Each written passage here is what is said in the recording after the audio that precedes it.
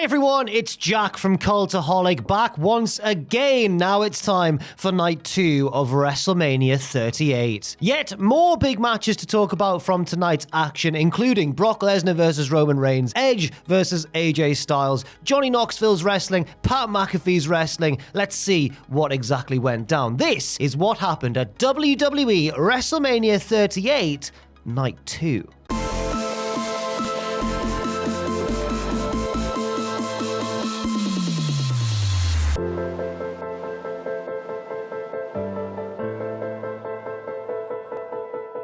After another 2-hour pre-show with no matches on it and another rendition of America the Beautiful, it's time to play the game. That's right, night 2 is kicked off by none other than Triple H, who of course gets a huge ovation from the crowd. He's just here to welcome us to WrestleMania, but he also leaves his boots in the ring as well, pretty much officially signaling his retirement. It's a sad moment, it's very bittersweet, but it's great to see him doing well. And, you know, what a legend. It's Triple H. The first match of the night is RK Bro defending the Raw Tag Team titles against the Street Profits and Alpha Academy. We get a big Chad Gable shoosh to start things off, and then Montez Ford and Riddle pretty much destroy him. Ford hits one of his huge dives over the top rope to the outside of the ring, but then Gable follows up with a big moonsault from the top to the outside as well. Riddle is ground down, but eventually gets the hot tag to Orton, who just starts slamming fools on the announce table. Then he and Riddle hit a double draping DDT, and they set up for stereo RKOs, but those spoil sports Alpha Academy drag them out of the ring. The Street Profits take control, and Ford hits an insane blockbuster, clearly taking a leaf out of the Logan Paul playbook, and Dawkins hits a pretty scary dive to the outside, but thankfully he seems to be okay. Ford goes for a big frog splash, but Riddle springs to the top rope and intercepts him with a top rope RKO. Chad Gable flies off the top as well, but he's caught with an RKO from Orton in midair, and that is enough for the 1, 2, 3. RK Bro retain the belts. But it's not over yet, because the Street Profits get in the ring, and as fellow babyfaces, they want to share a drink with RK Bro. They also invite Gable Steveson, who's in the front row, into the ring, and he's about to have a toast with the guys, and then Chad Gable comes out of nowhere and slaps the drink out of his hands. Chad Gable is not amused and hits him with a huge belly-to-belly overhead suplex. He's obviously very good at suplexes, being a 2-time NCAA amateur wrestling champion, and all the babyfaces kind of go, wow, yeah, he looks pretty good. So Gable Steveson there getting his first offensive move in on the grandest stage of them all. The next match is Bobby Lashley versus Omos. Omos dominates at first. Lashley tries like a little slap, a little defiant slap, and Omos just decks him with a big boot. A little bit later, Lashley goes for the hurt lock, but he can't quite lock it in because Omos is too much of a big boy. Omos throws Lashley to the outside and gets on the apron, but Lashley leaps up onto the apron in a single bound like Brock Lesnar. He gets up on the middle rope and leaps off, but Omos catches him in midair and slams him down. We then get some bear hug spots. Yes, it's WrestleMania.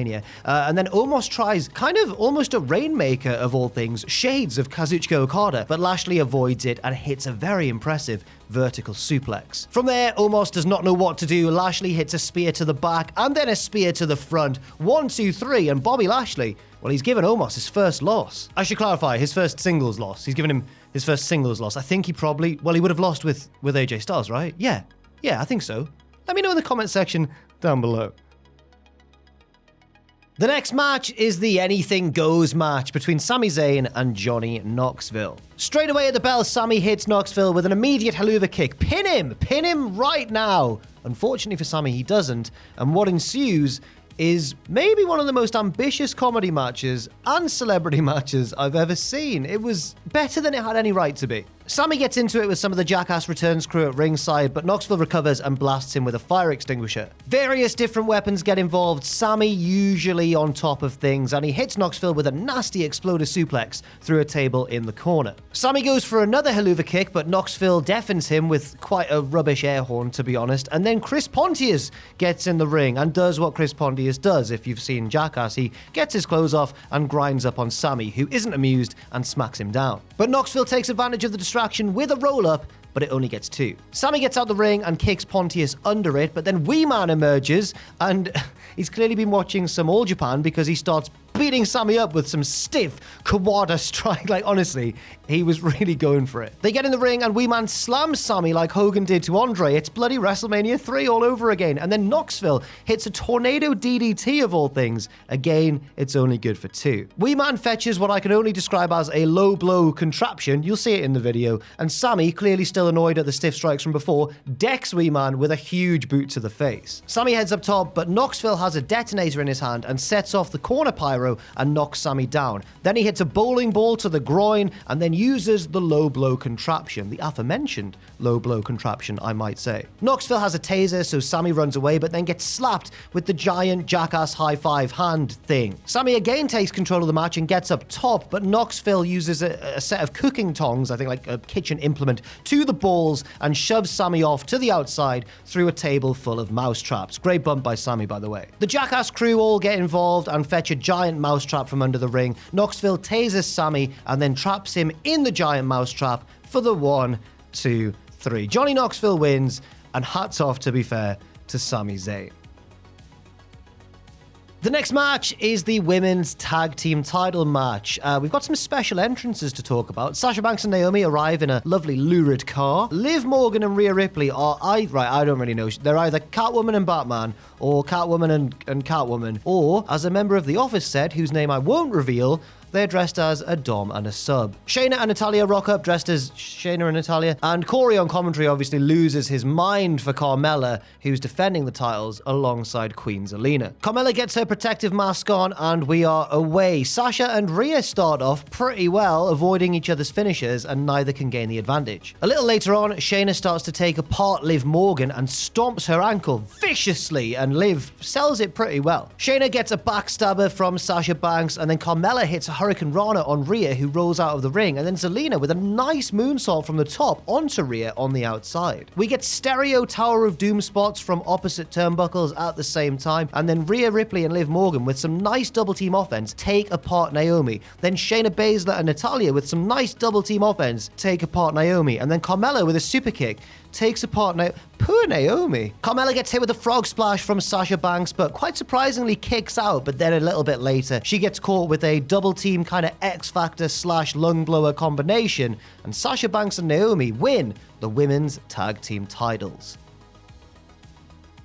Next, it's Edge versus AJ Styles, one of the more anticipated matches of Night 2. There's a weird start to this one, as AJ Styles is bleeding during his entrance, and commentary don't seem to know what to make of it, so it's not part of any storyline or anything. Initially, reports on Twitter were suggesting that he'd been caught in some sort of accident with his pyro, but then a little bit later on, footage emerged of AJ banging his head on the big star, the part of the set, as he made his way to the ring. Very unfortunate accident there. Thankfully, it didn't seem to impact his performance in the match, which was, characteristically, still excellent. Edge gets a special entrance, of course, on a throne with fire and all that sort of stuff. Very spooky indeed. And then the match is underway. We get a very back and forth start with AJ gaining a bit of an advantage and trying a springboard 450, but catching knees. Edge looks to be working the shoulder and arm of AJ in particular, and then avoids the Pele kick and the Styles clash and gets a crossface locked in, but Styles makes the ropes. AJ avoids a spear attempt on the apron and hits a springboard DDT, but then Edge hits an execution, but it's only good enough for 2. They have a big strike exchange, which AJ wins with the Pele kick and locks in the calf crusher, but Edge counters it and transitions into the crossface, but AJ slips out. Then we get maybe the scariest spot of the match as AJ vertical suplexes Edge off the turnbuckles to the outside, where he crashes on the apron. Oh, that one looked painful. AJ hits a springboard 450 to the back of Edge for a near fall, and then avoids the spear and hits the Styles clash, but he still can't put Edge away. AJ gets on the apron and looks to finish things off, going for the phenomenal forearm, but before he can jump, he gets distracted by Damian Priest on the outside of the ring. AJ decides to go for the forearm anyway, but Edge has been given enough time to recover and hits a mid-air spear, and that's enough for the win. After the match, Edge and Priest look at each other in the ring and laugh evilly a lot, and then make their way to the back together. Could this be the start of the reported Dark Edge stable that we've been hearing about in the build to Mania? The next match is the match that was supposed to take place on night 1 but got cut for time. The New Day, Kofi and Xavier taking on Sheamus and Ridge Holland. The New Day make their entrance in lovely Big E tribute gear. It's a very nice touch, but then Butch steals those jackets and starts throwing them at the announce table. Very disrespectful indeed, Butch. Come on now. And unfortunately, the main theme of this very short match was Butch being a constant annoyance. It's a shame to see a wrestler as talented as Pete Dunne be reduced to guy who constantly tries to attack his opponents and risk getting his teammates DQ'd. Because remember, Butch wasn't even a part of this match. He was just accompanying Sheamus and Ridge, so you have to question his tactics there. It's very odd. Sheamus at several points has to either hold Butch off or at one stage carry him away like a child to stop him from attacking the New Day. Kofi tries an early Trouble in Paradise, which almost gets the win, but luckily for the heels, Butch's constant attempted interference actually work in their favor when the referee gets distracted by it, allowing Sheamus to nail a couple of bro kicks and Ridge to put the finishing touches on what is a very bizarre match. Like, this was the match that got cut for time? Anyway, Sheamus and Ridge Holland get the win, and they even have to hold Butch back during the celebrations because he's still trying to lay that bloody smackdown on the New Day. After the match, they pay tribute again to the Hall of Famers from last night, and again, Undertaker gets an in-person appearance, mainly, I guess, for the benefit of the live crowd. Next up, oh my god. Right, this portion of the show, let's just recap what happened. Vince McMahon comes out ahead of the Pat McAfee-Austin Theory match and introduces, in his words, the future Universal Champion, Austin Theory. Pat's entrance is electric. He comes out with the Dallas Cowboys cheerleaders to 7 Nation Army, and the live crowd are absolutely buzzing. And in this one, Pat is looking great early on. He's clearly not missed a step. He's still the same Pat McAfee we saw really impress us in NXT. He even hits a big head scissors takeover early on, but then Theory gets back on top of the action. But the crowd are so hot for Pat. He knocks Theory off the apron into the announce table and heads over and even puts his headset on and starts calling a bit of himself winning the match, saying, oh, Pat McAfee is beating the hell out of this douchebag. It's genuinely a lot of fun. They get back in the ring and Pat misses a huge, impressive Swanton Bomb attempt. Theory goes for one of his own, but Pat cuts him off and then goes for a superplex, but Theory pushes him backwards and Pat hits that huge backflip we saw